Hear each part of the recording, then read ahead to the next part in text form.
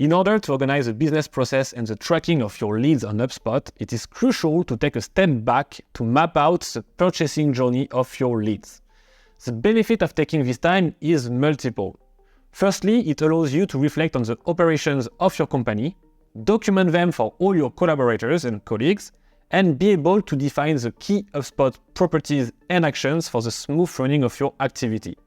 Here we are talking about the lifecycle, the lead status, the sales pipeline, and the task. By the end of the video, you will have seen how to create your buyer journey, the role and importance of these 4 properties and action on your HubSpot portal, and how to define them. The next videos in this series will go back in detail to these 4 properties and action, but let's take a quick tour. First, we have the life cycle. And what is a life cycle on HubSpot? This property should be seen as the global stages of a lead from its generation to its transformation into a customer.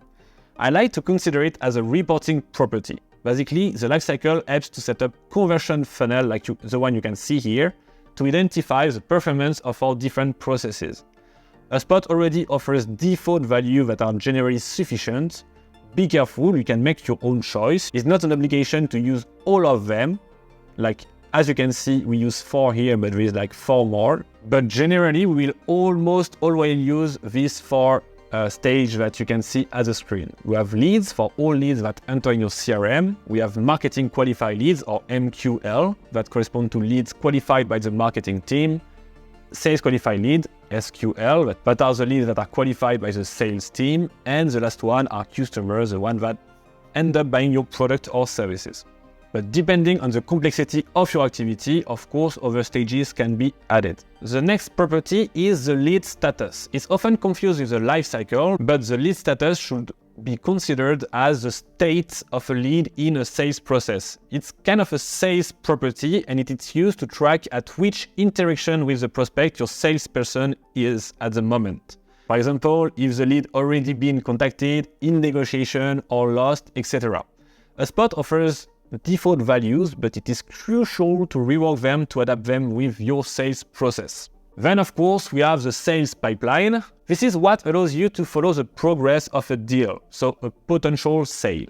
When an opportunity arises with a lead, you then create a deal. Setting up the different stages of your sales pipeline allows all your collaborators to have a global view of each opportunity, the next steps with a prospect, and the financial forecast of your activity.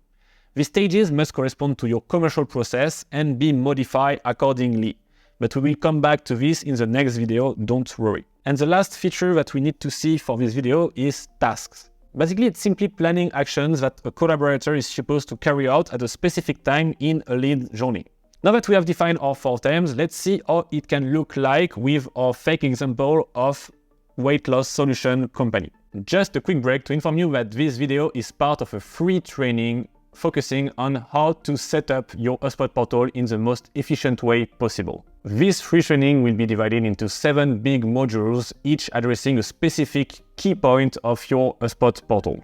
And each module consists into several videos that will go deeper into a specific functionality or feature of your HubSpot portal. If it's not already the case when you watch this video, the videos in this series will be published gradually and they will be added to this specific playlist. I have also prepared a private web page bringing together all the different content of this free training and some additional bonus content. So to benefit of this free content and to be notified for every new chapter that is releasing, I invite you to click on the link in the description below. For this video, I created the buyer journey of our B2B market based on one acquisition funnel, which is cold emailing.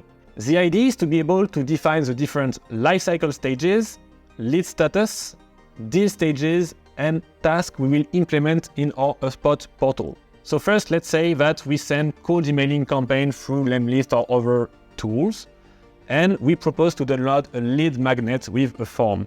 When a doctor will download this lead magnet, he will enter in our HubSpot database and his lifecycle will be set as lead because leads are all the leads that are in our database.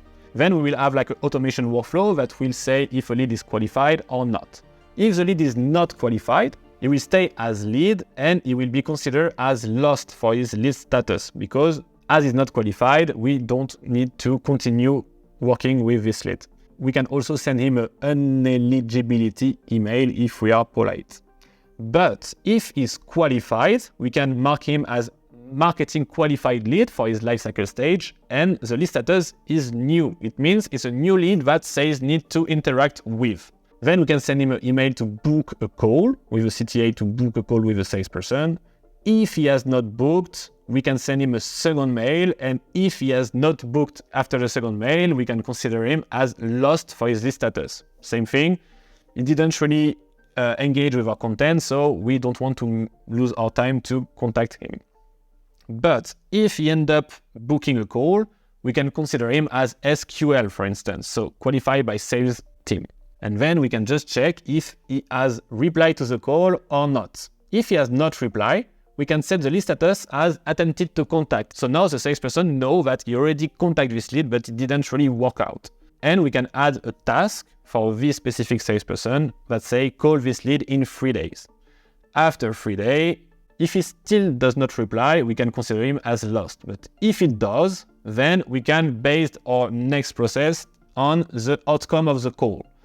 After talking with the salesperson, he could be not interested, so he will become lost as well. But if he's interested, we can put his lifecycle stage as opportunity because there's business to do with this person. Then his lead status could be in progress because now we are really talking about selling something to the lead, and we can create a new deal with the stage new deal to say, okay, we have this information about this lead, you want to buy that amount of product or services, let's try to win this deal. And we know that in our deal stage, the next step is to send a quote. So we can add a task for the salesperson saying you need to send the quote to this specific lead. Once he does the task of sending a quote, he can move the deal from new deal to quote sent, which is the next deal stage.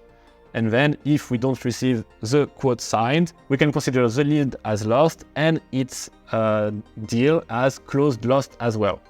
But if we receive the signed quote, we move the deal stage to quote signed, and once we receive the payment, it's a closed won deal.